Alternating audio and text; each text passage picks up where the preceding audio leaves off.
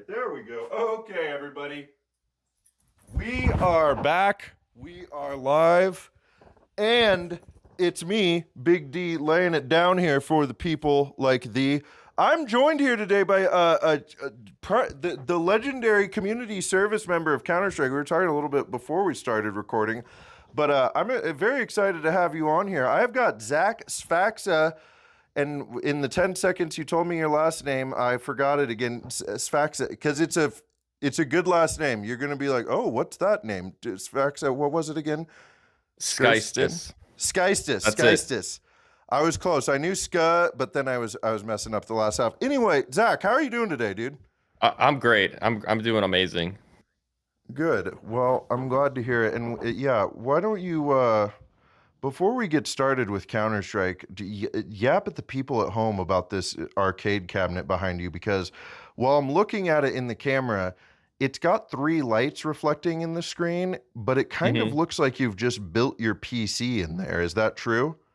Not necessarily, but that is my PC. It's actually reflecting the lights from my PC down here. So my PC is actually on the floor right here, and the screen's kind of tilted down, and it's a mirror in there essentially. So you're picking up some stuff here by my desk on there. So, but yeah, this is my this is Asteroids Deluxe original cabinet. It's been in my family for quite a while now. It fully works. I've got all the maintenance stuff for it. And yeah, it's kind of my centerpiece for my background, and everyone loves to talk about it. So, and it's a fun game too. I really enjoy playing it, and I play it all the time. Everyone asks, do you actually play it?" And I'm like, "Yes, I do." It's good brain off, not playing, modern 3D shooter games and stuff. It really takes me back to before I was born, essentially. So, Yeah, I mean, it's games have. I was thinking about this the other day. Video games have just gotten so overwhelmingly complex, which is both a good and bad. It's a mostly good thing, right? But like it is Mhm. really nice to sometimes go back to some of these older games. One, to see where everything kind of started, but just like you said, going like I miss going to the arcade and playing arcade games, because those are just Oh yeah. fun games that you're enjoying your time with, instead of like, I don't know about you, but I play Counter Strike pretty dang seriously, and I play it to win, baby. Like hmm that's what I'm doing there, right? So it is really nice to go back and play those uh simpler games from back in the day. Speaking of back in the day, Zach, this is a transition here. Uh I want to go back in time. Obviously video games have been a big part of your life for your whole life, I imagine. How early, like, what's your earliest memory of video games, and then when did Counter-Strike make its rear its ugly head? Yeah. So, my earliest memories probably come from hand-me-down consoles from my older brother. So we never really bought a ton of, new off-the-shelf consoles. When I was growing up, everyone had the GameCube. Everyone had an Xbox 360 at one point. We did get a Wii, but primarily my earliest memories are actually from playing on a PlayStation 1.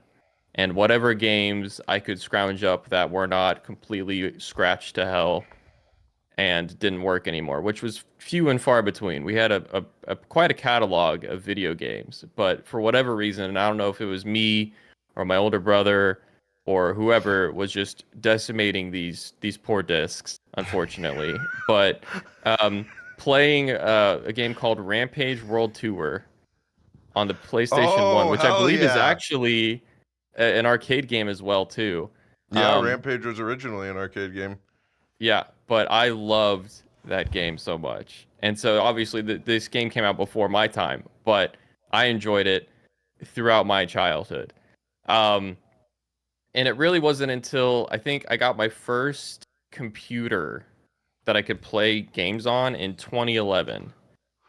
Um, and what I was really into back then was games like Roblox and a little bit of Minecraft. Minecraft had kind of just come out or had been coming out. So I played a lot of those kind of sandboxy, games where you just kind of hop on for a little bit. You play whatever someone had come up with, if Minecraft mini games or different Roblox games and that sort of thing.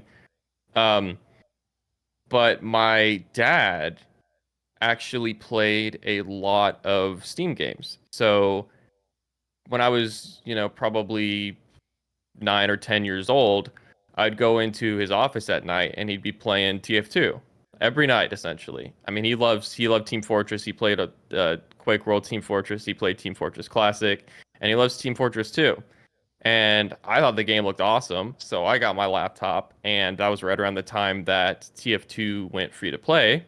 I didn't have any money, so I was like, "Oh, this is perfect. I'll download and play some TF2." And that was really my first introduction to, Valve games and what Steam had to offer. And everyone was playing TF2 back then. It was a huge game. It still is pretty big, but I mean, back then it was the perfect game for everybody starting out. So I played a lot of that. And, after I was getting comfortable with that, I kind of got into Counter-Strike Source just a little bit. Other Valve games, Valve Complete Pack was like $1, probably for some Steam summer sale. So I got all the Half-Lives, all the Portals, all the games. So I played a little bit of CSS. And then as soon as I saw that Valve was making a new Counter-Strike game with Counter-Strike Global Offensive, I was like, done. I'll play it. Even though my computer could not run the game to save its life. That's where I started playing that, and I really liked it. And no matter what games I've played, since then, I always go back to Counter-Strike for once in a while because it's just a game that I love, and that's where I really fell in love with it.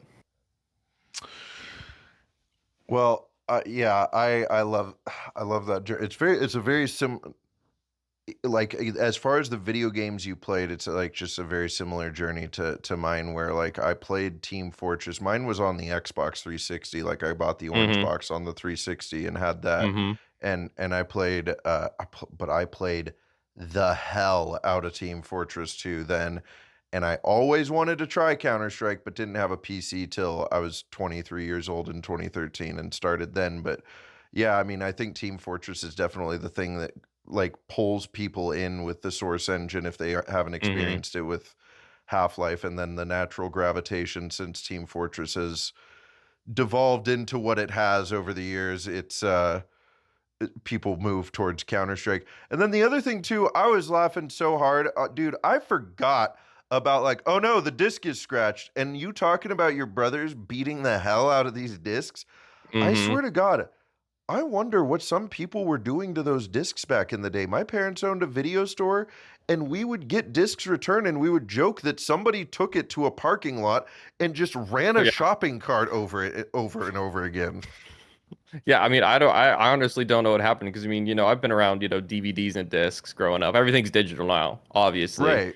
But, you know, I look back at it, I'm like, I don't understand how this happened. Like how I could be so clumsy or someone else could be so clumsy or stuff. I feel like you had to try to do that, but maybe that's just being a kid and you don't know what's good for you, what's good for your games, what's good for your stuff, dropping things, all those sorts of things. But I look back at it and I'm like, I don't know how this happened. But I mean, I distinctly remember we had my older brother, he didn't hand this down to me, but he had an original Xbox and he had the original Halo on it. And I never played any first person shooters or anything, but I really wanted to play Halo. And this was probably like a year after he went off to college. But that disc was in such bad shape that I could never get past like 2 seconds of the intro screen before the disc would just freeze up. And I remember trying the toothpaste. I don't know what was recommended back then. The toothpaste, I the remember the that. cleaning things. I feel like that was not a good idea, but I didn't have any other things at my disposal, to work on this. But I remember trying it and I could never get that game to work. So I'm kind of glad that the whole disc media thing is dead. But again, I do like Same. physical media still, obviously. But discs, yeah, that was not it, especially for children. So No, I'm even thinking back to the time, like, man, what a weird kid I was that I couldn't just take the disc and put it in the case when I was done, which is like yeah, the most simple thing you can do. It was like, oh no, if I'm playing this game and I'm taking this disc out, I'm going to set it upside down on top of the console. So when I'm ready to put it back in, it's right there or whatever. And like, I yep. didn't scratch up discs, but yeah, it's like, why kids aren't very smart with that stuff. My parents had at the video store, they invested in a resurfacing machine, which Hmm. was like, I mean, that would just fix everything on those discs. It was wild.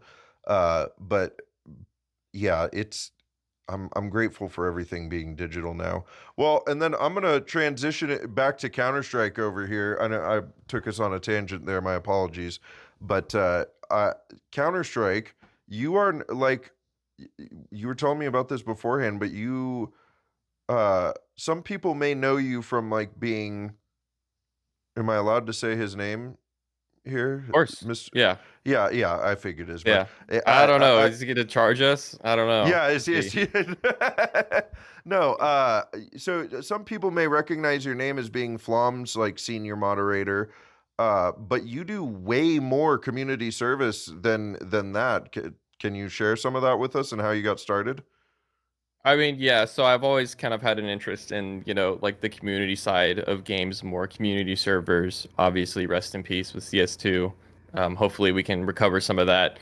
But I mean, even as like a young kid, or, teenager, those sorts of things, like I have a little bit of a competitive edge and I like to play some games competitively.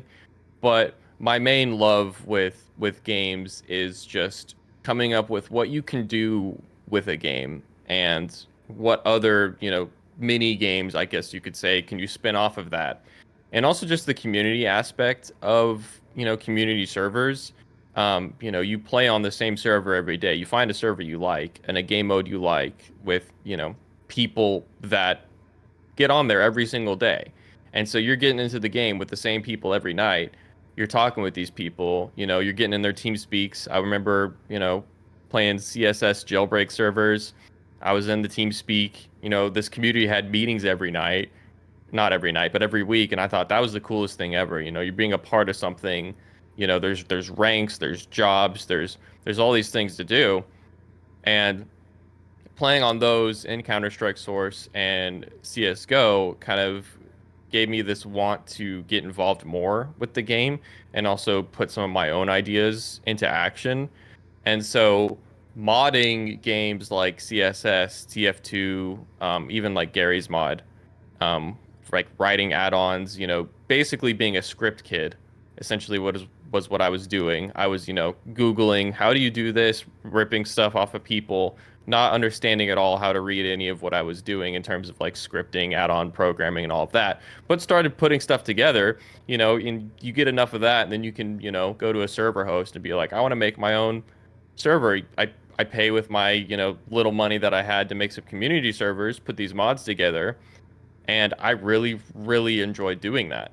And so, I mean, even up until 2021, I was still, working on and hosting Counter-Strike servers with different mods like Deagle headshot only servers, op no spread servers, Surf RPG, Combat Surf, all of these things, and working on these, plugins and maintaining them when Valve would release an update and completely break all of them, making sure that stuff is working, making sure that the community is growing, I bring in, people that want to be admins, they can fill out a form. They're like, hey, I want to be an admin on your server. We set up these processes for these people to come do these things because they are having the same experience that I did when I was younger, seeing these community servers and seeing them grow. And, by this point, I kind of actually knew what I was doing. So I was able to, come up with some actual, add-ons myself and that sort of thing too. So that was kind of the other side of my Counter-Strike experience. Also, yes, being a Flom mod is kind of an infamous thing at this point because it sounds almost derogatory when people say it. You're like, you're a Flom mod? I'm like, yeah, that's fine. But I've met a lot of cool people that way. I really have, and it's been an awesome experience. It's a great community. So, but yeah, I mean, I've been watching Flom since I was like 13 or 14 years old. So, How did you get started modding for him? I think you shared. I talked to you about this in Vegas, but for the people, yeah, we go back like that, me and Zach. But for the people at home, how did you get involved with Flom? Like, how did you start that for people that would be so interested in moderating? I Not mean, it's necessarily it's for a lot. him, but anyone.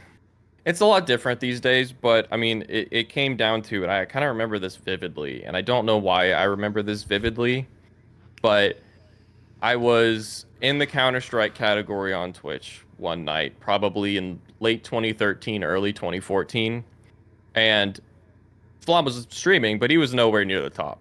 And so for some reason, I'm like, I want to scroll down and see what else is going on. Maybe whatever streamers I was watching then weren't really doing anything that I was enjoying at the time. I don't know what happened.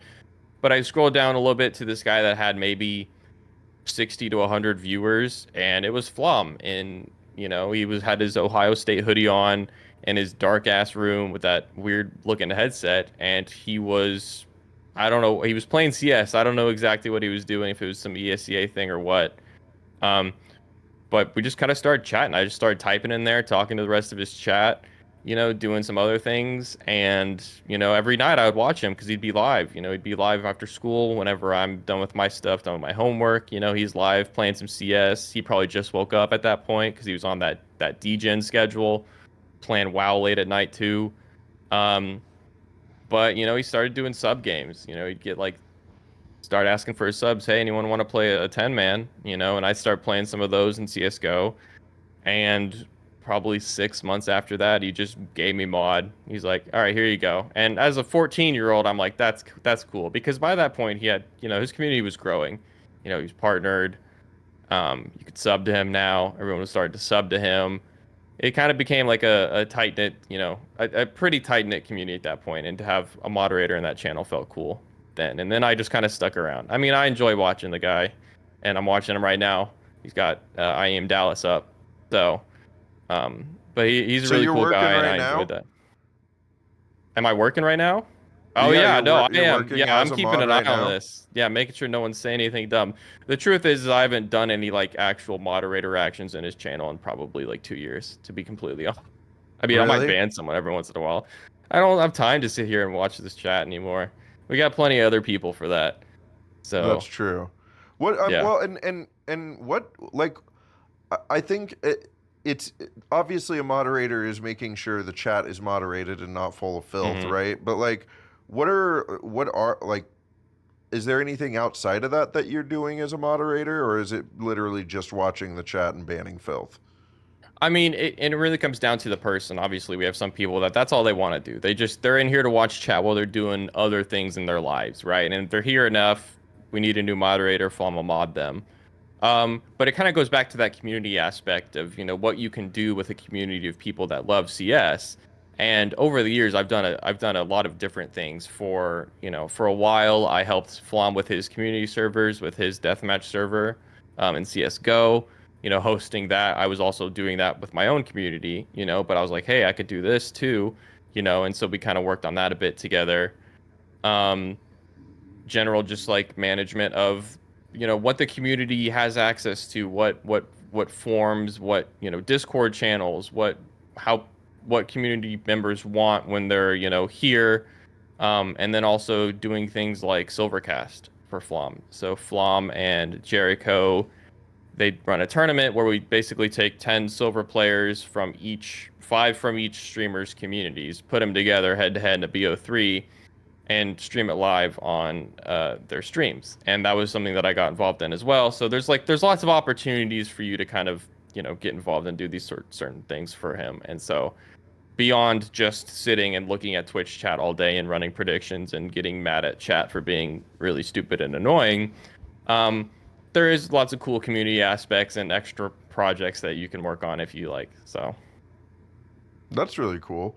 Well, and I want to go back to the your like community mods that you ran. What are your I won't make you pick one, but what are your top three favorite mods for Counter-Strike? Like you personally that you enjoy ooh, playing? I think number one, actually, I'll start at number three. Number three is Warcraft mod, I Okay. think. So I didn't really understand it when I played a lot of it back in like Source and stuff, but I thought it was really cool. I didn't, like I said, I had no idea what was going on, but I kind of grew into it a bit, and it was really good, like brain off, just like, oh, I guess I'm leveling on a Counter-Strike server now. It felt really weird, but it was cool. Um, Number two probably has got to be Combat Surf. Um, Super fast movement, no spread on your guns, just like flying around, killing people like it's Quake essentially, but on steroids. I mean, that's really what it was like. Um, Number one, Number one's close. It's probably a toss-up between playing traditional scouts knives with like low gravity, you have to air strafe like crazy to get any movement, and like Deagle headshot only servers, with like easy V hop, so you can kind of move around a bit like it's Counter-Strike Source, and you're not killing anybody unless you're hitting those headshots, which is really funny sometimes when you're just completely struggling, you can't kill a guy, but you can also hit some really cool clips with it too. So I really enjoy playing a lot of that. Okay, TTT does not make the top I three. Does don't it? think it I don't think it I don't think it makes the list because I enjoy TTT in other games more. And That's fair. I'm not saying we have to get into this a bit, but I do have a Well, place in my let's heart do it for anyway. TTT. So, I don't know, have you ever heard of Sandbox for Source 2? It's made by Face Punch, and it's essentially this Source 2 game engine SDK where people can come in and use the Source 2 engine that's been modified by Face Punch to make their own games. It's kind of like an adult Roblox essentially. So it's a game engine, but it's also like a games platform, kind of like Fortnite is now, I guess, too. And so for the better part of 2 years, me and a team of people have actually been working on ATTT for Sandbox. Now, I haven't put in as much work recently as some other people have, but that is something, a passion project of mine that I have been doing beyond everything else. Because I do love CTT. I think Okay. it's a fun community game. So yeah. Um. Well, and then thank you for sharing that, by the way. How did you get involved with Fragadelphia, and what do you do for them exactly? I think I saw that you're the software developer for them. Yeah, so really it was through Ches Puff, who is our executive producer. He's also a Flom mod, right? So you can kind of see where that connection is there. Yeah, Um, we're trying to get Chespuff on laying it down as well. We'll see. right. Yeah, I'll help you with that because I think he'd be really good for this. He's a really I funny like guy. that. Um, Yeah. but it was probably, I think it was December 2023. CS2 had obviously kind of just came out. It was in beta and then it kind of came out.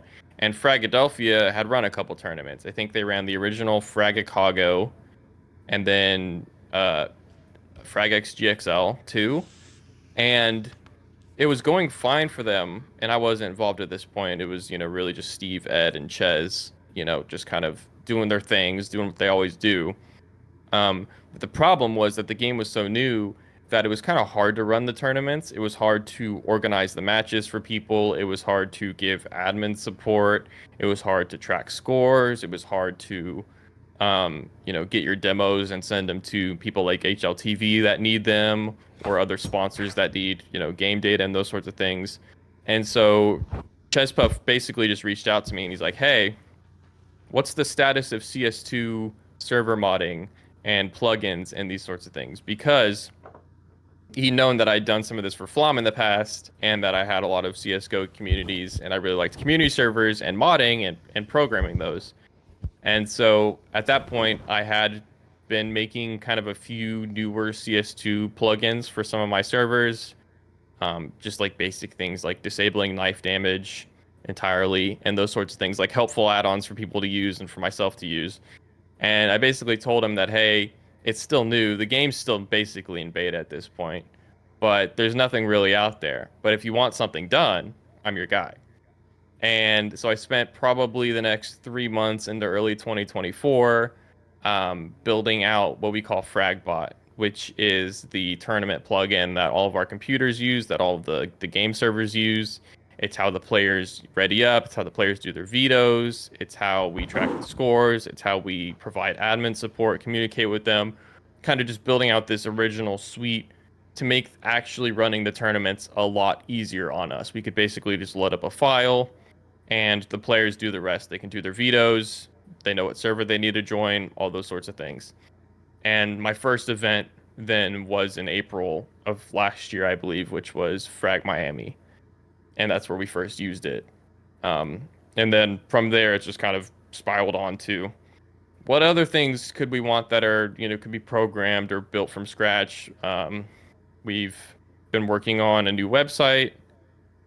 We're kind of building this all-in-one tournament platform that we can use ourselves, but we can also lend out to other people to use if they want to run their own tournaments. So we have lots of projects in the pipeline, and also involving other volunteers. Basically, anyone in software development that kind of wants to get involved and work on something. If they love Counter-Strike, if they like Fragadelphia, helping people come up with their own ideas for projects and their own things to do for Fragadelphia. So that's been my primary goal. That's cool as hell. How did it go on the first run with Fragbot? Did it work flawlessly? So it's really interesting that you say that. So back about a year ago, CS2 was receiving a lot more updates than it does now. And that was because there were a lot of issues with the game.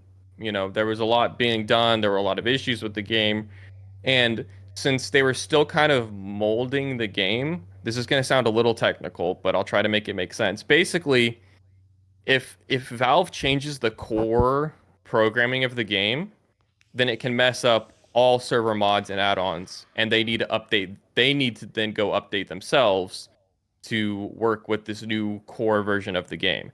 And as games get older, the core code, the engine code of the game usually stays the same. Like the game is set in stone, right? But back a year ago, Valve was making constant changes to this core code of their game, which would then go and break every single add-on and plugin in existence until their developers came in and fixed it. And so we'd given us ourselves plenty of time to kind of chill before and hang out leading up to Frag Miami. Like we went to a baseball game, we went out to the beach, for a day, but it was Wednesday night and the tournament starts Friday morning. And we are sitting in the little production area, and I get a ping on my phone and it's a CS update. And, these days it doesn't worry me as much because I know that core game's probably not changing. It's probably a bug fix for a workshop map or something small like that. And all it was it was a tweet by CS2, and all it was a video of basically left hand. So they teased them adding CL left hand or CL right hand 0 to the game by tweeting a picture of a guy running up cat and swapping to his left hand. And as soon as I saw that, I immediately knew that this was not going to be a small update, but this was going to be a big update that broke a lot of things. And I kind of yelled out. I don't know what I said, but everyone's around me. And I just met all these people in real life for the first time. I met Steve, Ed, Ches, Casey. I met all these people basically for the first time in real life. And I was just like, I was so worried because it was my first event using the stuff that I'd made. And I knew that this was going to get messed up. Turns out it did get messed up. We spent pretty much the entire night fixing things. I had Casey on a PC joining a server over and over again while I tested why it was crashing, and basically live fixing all the code that we were using then to work with the new CS update. But the good news is we got it working. So we eventually got it working. It was kind of it was limping along. We had to kind of turn off a lot of features that we'd normally use. We had to record all the demos manually because if the bot was trying to automatically record demos, it would crash and a bunch of stuff like that. So, first event didn't go great, but the bot itself worked pretty okay. I'll say that. So it's got a lot better over the past year. But we always joke about it now. Is like whenever CS is going to drop an update, it's probably going to be right before a frag event. And it's happened a few times. And over the past year, it's gotten better each time. Usually the updates don't break as much. But yeah, that first one was not a pleasant experience to say the least. Well, nothing like starting at rock bottom so it's all up from there, right? Yeah. That's well, and then how much do you follow like you're very heavy, I mean, I can't imagine how much time you have to follow competitive CS, but how much do you follow competitive like CS either on the global scale or NA level? I mean, I love watching tier 1 tournaments all the time, obviously. I mean, I work from home, so I can always throw up any tournament, any matches that are happening. Um I love watching that. just from like a viewer experience.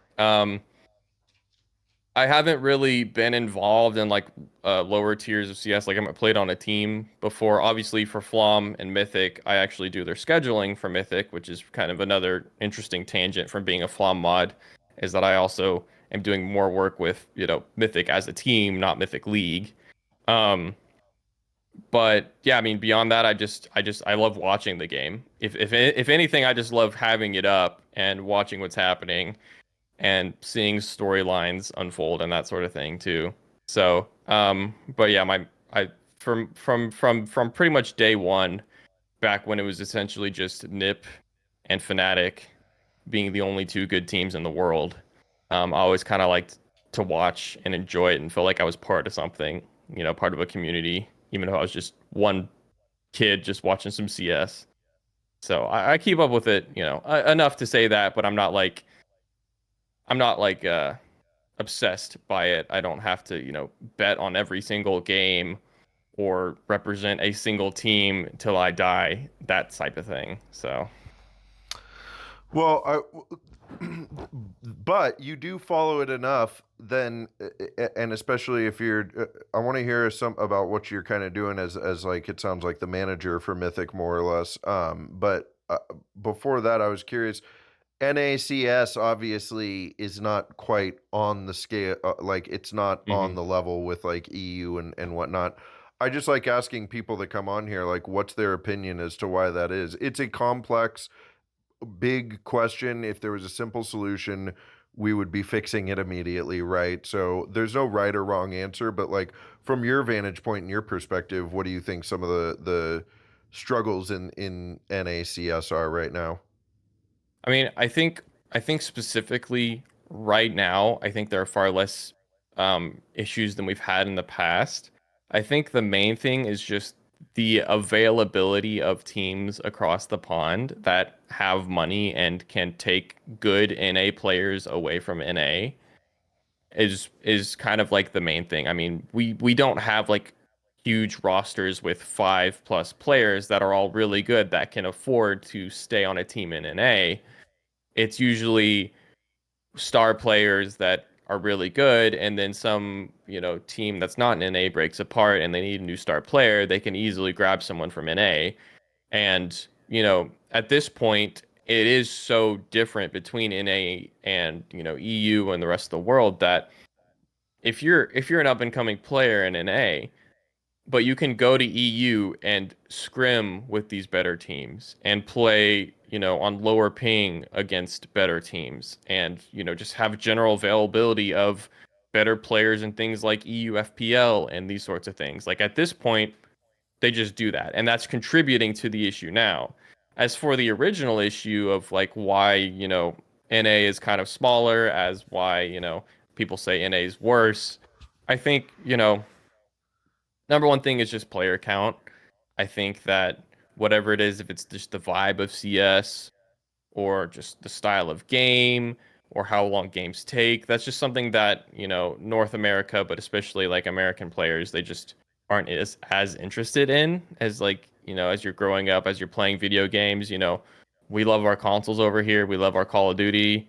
We have lots of other video games that are more advertised and ingrained in us younger than probably other countries do. I mean, a lot of other countries, um, their primary gaming platform, especially in like the early 2000s, was PC because whether it was consoles were too expensive or console availability was not there. In North America and especially America, we don't have to worry about that. I mean, consoles were huge here. Console launches were held here, these sorts of things too. So, I mean, we don't have like internet cafes. We didn't have internet cafes really compared to a lot of other countries. So, PC gaming in general has had a long way to go in, in America and in North America.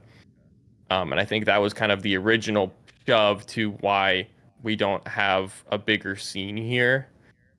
I think it's gonna get better as time goes on. I mean, games like Counter-Strike, TF2, and all these Steam games, PC games, they were kind of niche for quite a while there. I mean, even through like the early 2010s, no one no one beyond the people who were diehard PC gamers, knew about these games. But now we have things like Valorant. You have Call of Duty coming to PC and having more of a prominent, PC experience, it being like their primary game that they play, the primary platform they play CDL on is PC. So PC gaming as a whole is growing. It's just having CS capture more players' attention so that we can get more players playing. And if we have more people playing the game, then we're bound to get more players that can compete at a pro level and get more teams and get more funding. Um, and I think the last thing is kind of just, governmental support. Other countries have like literal governmental support of their teams and or just like video game playing in general. Like organizations can easily get more money and more support and have better experiences existing in other countries than they can in North America. So I think there's like I said, there's just a ton of reasons. There's a lot of things, and nothing's concrete. It's hard to say which one has had more impact than the other. Um, but our main issue now is just the fact that all of that happened in the past, and now we're stuck where, well, the better experience is somewhere else. So why don't I just go there? You know? So.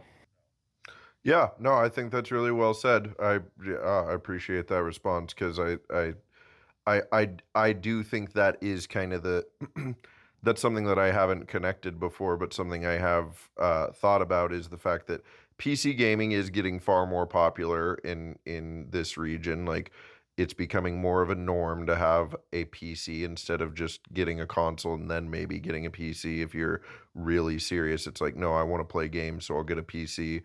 And yeah, that's going to lead more to the player count as well. And it feels like there's been like an uptick in Counter-Strike specifically just Hmm. because we're having less scandals at least. We're not, we've got people that are really passionate about it right now. So I think that the core community that's left right now in Counter-Strike is really, really passionate about it. And with more people flooding to PC, I think within the next 10 years, which seems like a long time, but I'm 35 and time suddenly doesn't seem that long as you get older. So I'm thinking within the next 10 years, NA will be up there with EU as far as Counter-Strike goes. We'll see. I could be Hmm. dead wrong. They call me big dead wrong a lot of the time. So, um, well, I oh yeah, and then tell me about what you're doing manager stuff for Mythic. Are you turning into a coach? No, not even close. I don't want to be a coach or anything like that. It's just, Do listen, they need man. one? Because Big D's Yes, available. badly. I mean, you can sign up. I can get you the contact information right now. I mean, the truth is this, and I say this nicely to all my big streamers, but dealing with a big streamer is already really annoying because one, I mean, because they're busy and they have a lot going on, and streaming is not harder than most 9 to 5 jobs, as some people like to meme, but it does involve a lot of your attention, and you cannot do a lot of other scheduling or rescheduling or, knowing what other small part of your career is doing at one moment whenever you're literally running your own production every day for multiple hours, right? So then you take 5 of those people, put them on a CS team, and it gets really, not to say complicated, but it's easier for them to just have someone handle some of those, scheduling and management tasks while they're all live, playing the game, doing these things, to having someone there to just kind of be like, all right, here's what's coming up next, you know, what's availability like for all of you. Just having a point of contact too for like, TOs, like um, when people run their own qualifiers or there's a new tournament happening, these TOs like to reach out to tier 2, tier 3 teams being like, hey, we invite you to play in this tournament or we want you to play in this tournament. Having a point of contact that can then go to the team and be like, all right, do we want to play in this? What days are we available? That sort of thing has been helpful. So I think it just makes it easier for them, honestly, and I don't mind doing it. I like being involved, so it's no problem. I just think that it's a helpful position to have for any team, to have someone that can be singled out and be a point of contact, but it's especially important if your team is made up of streamers who are basically running productions all day and don't have time to get in a call with someone and talk about some scheduling thing. So, No, that makes total sense. Well, and I'm only halfway kidding about wanting to be a coach. Big D's been wanting to look into that, and as I'm grinding my ass off in this game and hitting level 10 and face it and 25K in Premiere, I'm like, okay, my knowledge of this game is high, and I understand it at a pretty damn good level, I think, which helps me be a better caster as well. But I'm definitely mhm. interested in like doing some analyst work or doing some coaching stuff. So yeah, let him know that Big D's ready to I'll to let him come know, and help I'll say out. that I'll say that Big D is interested, and that's all I'm gonna say. And Yeah, I'm well, sure we'll get a few who's that's from the crew, but Austin CS should know who you are. So Austin CS knows he's who your I am. in. He and I feel so bad every time because I've seen him twice now. I saw him once at Dallas a year ago when I was there. I was like, "Oh, Austin, what's up?" And I awkwardly was, "Can I get a picture?" And like I was really awkward. And then I saw him at Frag 18, and like was talking to him for a minute, and I'm just so awkward around him, which is really weird for me because I am not awkward around anybody. Like I'm really like I just have an easy time talking to anybody. Also, my cat seems to have an easy time talking to anybody because, as you can tell, he's insistent on being a part of this interview. Also, that is a beautiful dog you've got down there. Oh, thank What kind you. of dog is Yes, that? she is a Pomsky. So A she's a Plumsky? Pomeranian and a Husky. That is That's a her. That it. Yes. it's a giant Pomeranian. Essentially, yes. That is loud as a husky and has husky tendencies too. So she's still a little bit of a puppy as well. So she's about full size at this point, but she definitely still acts like a puppy. Damn, it's a cute dog. Well, I think I mean, is there anything else that you do in Counter Strike here? I feel like we've covered quite a bit, and I don't want to. I usually try to keep these to around the length of one pug because Hmm. that feels like the right attention span that people might have. Or maybe you can put it on in the back. I don't know. Just like I told Joe in my last episode, I said that one time, and I'm sticking with it. So, There you go. but what is there anything else that you do for the Counter Strike community, or have we I covered pretty much mean, everything there? I think that's it. Not to say that it's like a lot or not a lot or anything It like is that, it but is a lot. my main focus right now is Fragadelphia. Obviously, I mean, I've been putting in a lot of my time, basically every hour that I have that I'm not, really working in my real job or playing other video games. I'm spending hours a week, working on this project and trying to make it cool for everyone and to help these tournaments run awesomely. Just being a part of the tier 2, tier 3 community, just open tournaments, letting people play, making it easy for us, getting bigger and bigger each time. I've got lots of projects and I love doing it, and I do it for a game that I love, and I love all the people that I'm around. I love the people that I work with. I think that this community is awesome.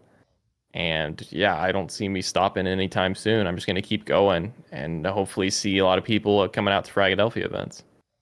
Yeah, I like that. I like where your head's at, Zach. I've very much appreciated getting to know you here more today, and look forward to seeing you again. Am I? I don't know if I'm going to Frag 19 yet, but will we see? Will the people going to Frag 19 see you there? I will be there, 100%. Hell yeah! And do you want to publicly share some other exciting news that's Of going course, on in why your not? life? I mean, yeah, we got a lot going on. I got Fragadelphia. Basically, I come back from Fragadelphia. Or I come back from oh god, what was the frag before this? Block. Frag X block. And wife and I want to get a new puppy. So we get a new puppy. Day after we get a new puppy, we find out that my wife is pregnant. So she'll be joining me at Frag 19 because she wants to travel and she does not want me to be traveling without her before we have our kid. So yes, you'll be able to meet Mrs. Sphaxa at Frag 19 as well, and maybe we'll put her to work too. She has a stage management production background type thing, so she's really good at yelling at people and getting them in line. So Oh yeah. if you start acting out, you might have a pregnant lady yelling at you at Frag 19. There you So go. I like that. Well, okay, I'm gonna ask you. I have two last questions here for you. Well, I guess actually three. Are you going to Dallas this weekend? You're I'm pretty not. close. So I planned on it, and I actually have tickets, but just because of, getting ready for having a kid, dealing with new dog stuff, work stuff, I'm trying to limit my travel just a little bit. So, obviously focusing on Fragadelphia and going to frag events, limiting going to Dallas and stuff, because even last year, my wife and I went to IAM Dallas and we had a blast. But that's pretty amped up experience. There's a lot going on there, and we're trying to kind of keep it chill for now, not do anything crazy for a bit. So I will not be at Dallas this weekend. Okay. Well, what are your lay those major predictions down for us? What's are you going to the major or the same I'm not thing? I'm not going to the major. I might try to get out there, but in all honesty, I don't think I'm gonna make it. I'm not. I'm not going Um, to Dallas or or the major. I'm trying to do what you're doing, which is get to frag events and connect with the yeah, region and the community here. yeah. But what are your major predictions though? Because surely you've got something up your sleeve, like complexity is going I to mean, take it all, or well, simple is going to win the whole thing. obviously, listen. I'm not good with pick'ems. When you involve pick'ems in any experience that I have, the opposite always occurs. So what I'm telling you right now is that for my picks, complexity is not getting anything in there. I'm putting complexity out O3 stage one. All right, because then what's going to happen is that they're going to make the run of a lifetime because I completely ignore them. This happens every single time, I swear. I've been doing pick'em since you could first start doing them in Counter-Strike, and what I say is always wrong. So I'm hoping, and I think there's a real chance that Complexity makes it out of stage one just fine. I think they can. I mean, the teams in there, there's a lot of really good teams in there. Um, but again, they've been playing all right. I love Nyx. I love Danny. You know, Frag boys, see them at Frag all the time before this. They're great players and they're really funny, and I think there's great vibes there. So in all honesty, Complexity's not going to my pick'ems because I know that they will make it out of stage one. So beyond that, I have no idea, no clue at all. We'll get there when we get there, but obviously always rooting for the NA boys. Always, yeah, I am too. Well, and I've been following. I've been mentioning this pretty much every episode now, but I've been following this Vitality project for the last five. Cloud9 collapsed after they won the major, and there was like no team that I wanted to root for because I wasn't really that into Liquid, um, Hmm. and and I was always a Cloud9 fanboy, and I heard about the Vitality project in like 2020 or 2019, whenever it started, and I became a huge fan of it right away, and have been following it for 5 years. So to see them be like the first dynasty team of CS2, or like setting themselves up to be that right now, is really exciting. So I'm rooting for them outside of NA, but dude, I'm like you. I don't think too much about it. My pick'ems are always just the Yeah. worst god awful predictions in the world, and Hmm. so I'm just looking forward to the hype around the tournament, and it's got the NA crowd. The NA crowd, I know it sucks for tournament organizers to put their events on here because of all the visa issues that Hmm. inevitably happen, but my God, the North American crowd is so loud and rowdy, and Oh man, yeah. I'm definitely looking forward to a lot of my friends getting to enjoy that experience in Austin this June. But I have one last question for you, and this one does not have to stick with Counter-Strike or esports or video games if you don't want it to, or it can, whatever. This is like, I guess since you're about to be a dad, normally I say talk to your younger self, like, little kid version of yourself, but you've been on the grind since you were a kid, and knowing what you want to do. Uh, what's what's like some give us some fatherly advice. Like what's some good fatherly advice in this day and age that to live by? Uh, Putting me on the spot because I'm not even there yet. But this is a You good yeah, this well, is a you got good to this is a good practice test. somewhere. Yeah, I was gonna Yeah. say this is good for me because I'm gonna need to, I like I said, not self-centered, but not focusing on myself and like coming up with experiences for other people and rules to live by is tough. But I think my main thing, and this goes back to my childhood, is that don't let what other people are doing affect what you want to do. Don't feel like you need to be, in following the it thing. Like if I was following the it thing, all my friends were doing, I would be playing, Call of Duty on Xbox all day long, and I would have never gotten a PC. I would have never cared about Counter-Strike. I probably wouldn't even be involved in esports. You know, just think about the things that you enjoy in the moment and enjoy those things at that time, love those things at that time. And eventually, one of those things that you enjoy in one of those moments will turn into what you want to do for the rest of your life. So, That is that's fucking beautiful, dude. Well said. Well, dude, thank you so much for joining me on this. This has been a very uplifting and very interesting conversation. I hope everyone out there enjoys it as much as I do. Before I go, I forgot to do this with Joe, and I'm trying because trying to add this in, but y- give us some plugs. Where do people find Sphaxa at? luckily, most of my plugs are Sphaxa, Sphaxa, Twitter, Twitch, Discord. Seriously, contact me if you're interested in doing anything with Frag, Counter Strike. If you have any questions about community servers, modding, whatever else I do, seriously, hit me up. I tweet sometimes. That's really it. I don't have much else going on. Main plug is Fragadelphia, obviously. Fragadelphia on all platforms, YouTube, Twitch, our website. Please, please, please. If you like Counter Strike, just check it out. We stream all of our events. We got Frag 19 coming up in July. We're gonna be having 2 streams. We're gonna have a lot of teams. It's gonna be a great time. So please check out our Twitch, our Twitter, and support us because we're trying to support this community and it's a lot of work, but it's really fun. So please, please, please check out Fragadelphia if you can. And obviously, you want to come volunteer. We accept volunteers all year round for all of our events, even in between events. I need help all the time. I've got, people with college internships that want to do some programming work, or if you're just in interested in, game servers or our website or anything like that, please reach out.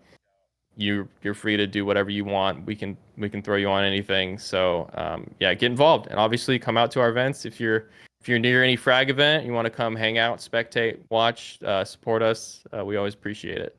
So Hell yeah. Well said, dude.